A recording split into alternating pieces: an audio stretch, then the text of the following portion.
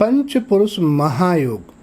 पंच पुरुष योग बहुत ही बेहद शुभ और शक्तिशाली राजयोग है जो किसी भी जातक को राजा के समान सुख और समृद्धि दिला सकता है। हो सकता है कि आपकी कुंडली, आपके होरोस्कोप में ये राजयोग हो। आज हम आपको बताएंगे कि इसको किस तरह से देखते हैं, क्योंकि ये पंच महापुरुष राजयोग व्यक्ति को जीवन में कभी भी संघर्ष नहीं करना पड़ता।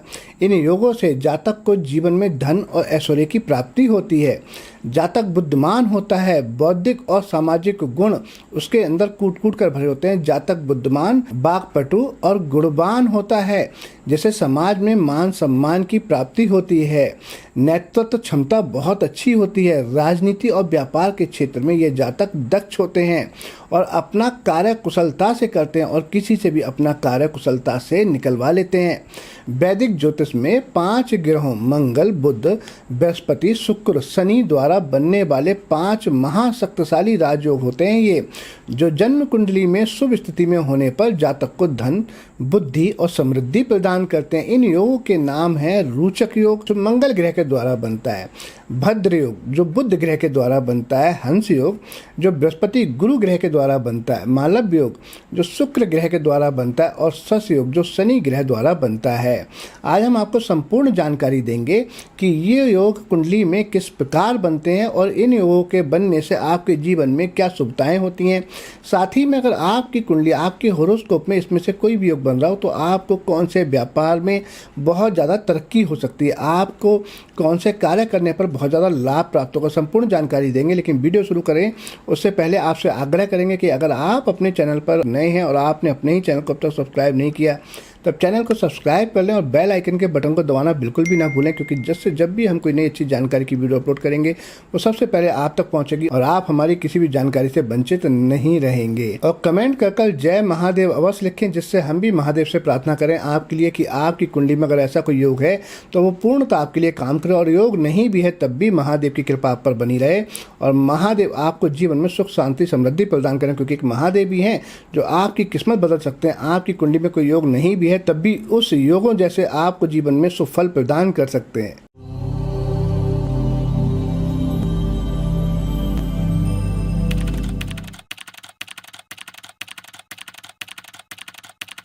ओम नमः शिवाय। मैं हूं एस्ट्रो भाग्यराज गुप्त। स्वागत है आप सभी का आप ही के चैनल एस्ट्रोलॉजर एबीएम में। मेरे सभी व्यूअर को मेरा प्यार भरा नमस्कार। आज हम बात कर रहे हैं पंच महापुरुष महायोग की, कि ये आपकी कुंडली में किस तरह से बनते हैं हम संपूर्ण आपको बताएंगे और ये भी बताएंगे इनके बनने पर आपके जीवन में क्या क्या प्रभाव रहते हैं और आपको वो कौन सा कार्य करना चाहिए कि जिस कार्य में आप बहुत ही उन्नति हासिल करेंगे।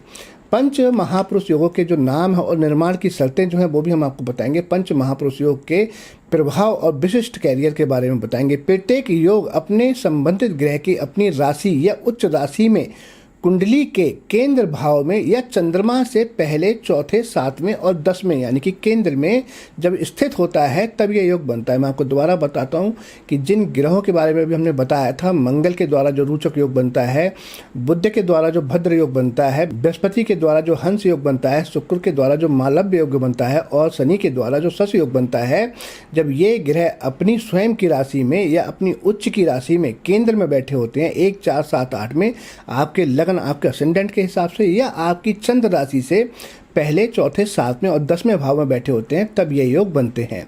सबसे पहले हम रोचक योग की बात करेंगे। मंगल ग्रह अपनी स्वयं की राशि मेष में बैठा हो, वृश्चिक राशि में बैठा हो या अपनी उच्च की राशि मकर में बैठा हो, केंद्र में 1, 4, 7 में अपने लगन से केंद्र में बैठा हो या चंद्रमा से 1, 4, 7 में बैठा हो तब रोचक योग बनता है। रोचक योग वाले जातकों को पुलिस सेना में बहुत ही अच्छी सफलता प्राप्त होती है। आप आर्मी में जा सकते हैं, पुलिस में जा सकते हैं। इस योग में जन्म लेने वाला व्यक्ति बहुत ही साहसी होता है, निर्भीक होता है, उसके अंदर ऊर्जा का संचार होता है, किसी से वो डरता नहीं है, किसी भी गलत बात का विरोध करेगा, सही बात पर खड़ा रहेगा और वह अपने आसपास जबरदस्त प्रभाव बनाए रखता है। ऐसा व्यक्ति स्वतंत्र ख्याल का होता है और खुद का कारोबार करने में भरोसा करता है। ऐसे व्यक्ति की कमाई भी बहुत ही अच्छी रहती है, शरीर में बल रहता है भूमि से बहुत ज़्यादा अच्छा लाभ प्राप्त कर सकते हैं, भाइयों से बहुत मधुर संबंध रहते हैं।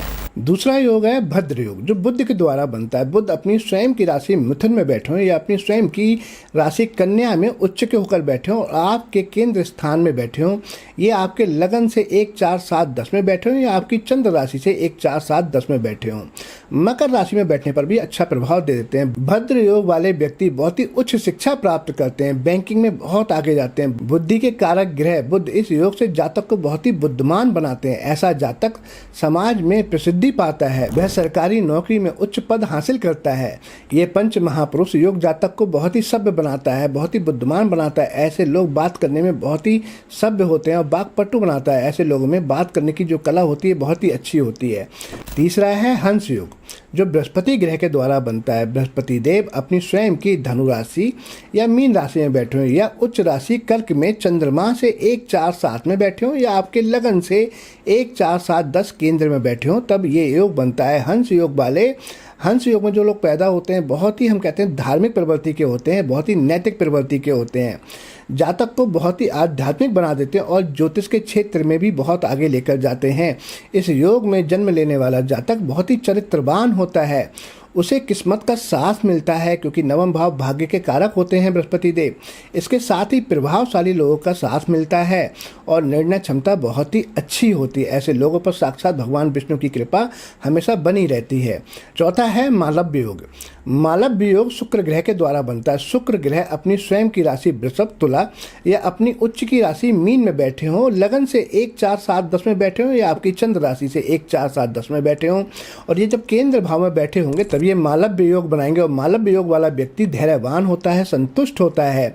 मालव्य योग वाले व्यक्ति अपनी बुद्धि से धन और ऐश्वर्य दोनों की ही प्राप्ति करते हैं और उसे महंगे वाहन की भी प्राप्ति होती है, साथ में बहुत बड़ा घर इन्हें प्राप्त होता है, बहुत ही सुंदर घर होता है मैंसन जैसा। ऐसा जातक खाने पीने का बहुत शौकीन होता है, ये खाने पर बहुत ही अच्छा धन खर्च करते हैं और जीवन साथी व बच्चों से भी इनको बहुत ही अच्छा सुख प्राप्त होता है। सभी, हम कह सकते हैं, जितनी भी ऐश्वर्य की चीज़ें होती हैं वो इनको प्राप्त होते हैं। ऐसे व्यक्तियों को समय समय पर संपत्ति और धन का लाभ मिलता ही रहता है। बहुत ही अच्छा योग, क्योंकि कहते हैं ना, शुक्र जो है वो धन का कारक है, लक्ष्मी कारक ग्रह हैं। तो जब ये आपकी कुंडली में मालव्य योग बनाते हैं तो ऐसे व्यक्ति के पास में हमेशा लक्ष्मी जी की कृपा बनी रहती है। पांचवा है शश योग, जो शनि ग्रह द्वारा बनता है। शनि अपनी स्वयं की राशि मकर या कुंभ में बैठे हों या अपनी उच्च की राशि तुला में बैठे हों, आपके लगन से या चंद्र राशि से 1 4 7 10 में केंद्र में होने पर यह आपकी कुंडली में शश योग बनाते हैं। शश योग वाले व्यक्ति लोहे या बड़े उपदेश के कार्यों से बहुत ही सफल होते हैं। ये उपदेशक भी हो सकते हैं,